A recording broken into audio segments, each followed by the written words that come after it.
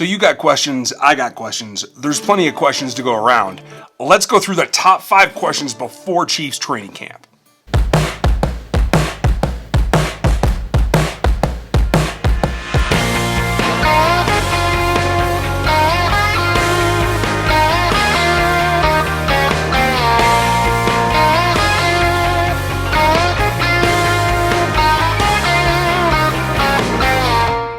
Welcome back to RGR. This is Ryan going rogue on the NFL and the Kansas City Chiefs, and I have a ton of stuff to look at. So much so that I've had to just kind of start making lists.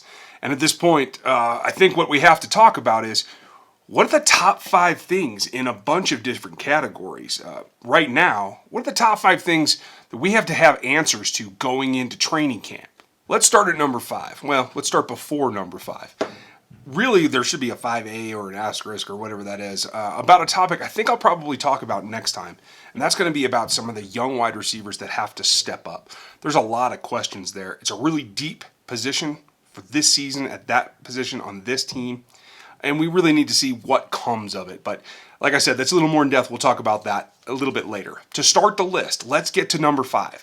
Chris Jones and his contract. It's kind of a question mark because we want to get things done. He's been out of the preseason so far. No OTAs, no minicamp.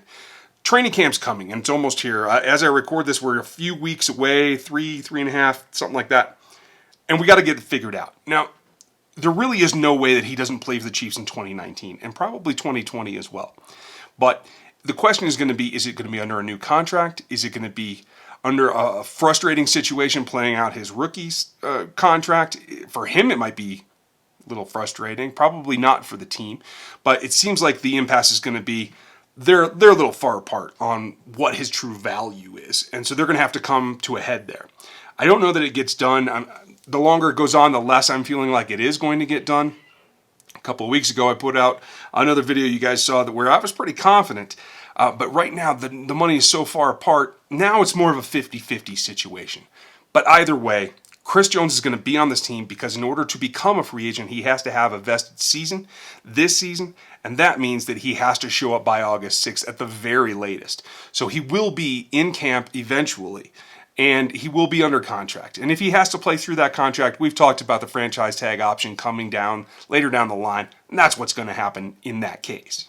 Now, this may seem pretty dang obvious, but the truth is there's still a lot of question marks. But one way or the other, the Tyreek Hill situation is going to come to a head. We're going to have a decision. I still feel it's going to be before training camp, maybe pretty soon. And the Chiefs will be able to at least plan from there about how they're going to deal with it on the field as well as off the field. It's going to be a bit of a PR mess that they're going to have to deal with. And then they have to get into that thing that I talked about a couple of weeks ago in determining the snap counts, trying to get some of those young guys some more snaps. Either way, it's going to come down, I think, before training camp. And if not, then they have to make a decision at that point whether to move on and just they have to get rolling because no matter what, this season's going to start and they have to be ready to go. Number 3 is one that I'm really, really interested in because I think it has the potential to be really beneficial, but may have a bit of like a lag phase. And if you don't know what lag phase is, we'll talk about that on the beer podcast that is coming, by the way. Juan Thornhill is a guy that has a lot of potential to make plays in the back of the defense. I'm really excited to see how well he fits in initially.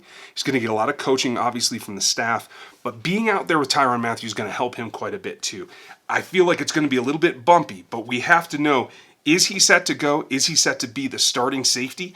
I think we're going to have confirmation when camp opens, but that's one of the big question marks. Or are they not 100% on the rookie being ready to go?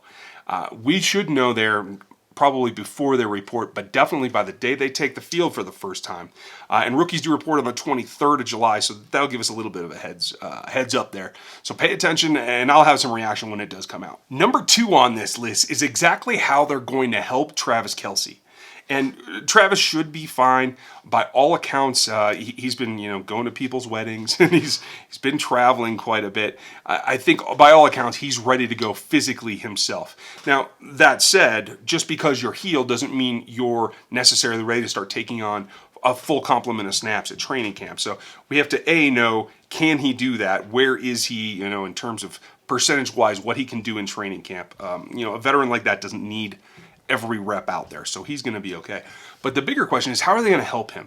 How are they going to give him a secondary tight end to either give him some relief when he does need to take snaps off, especially early in the year, but also how are they going to distract and make defenses respect the tight end without Travis?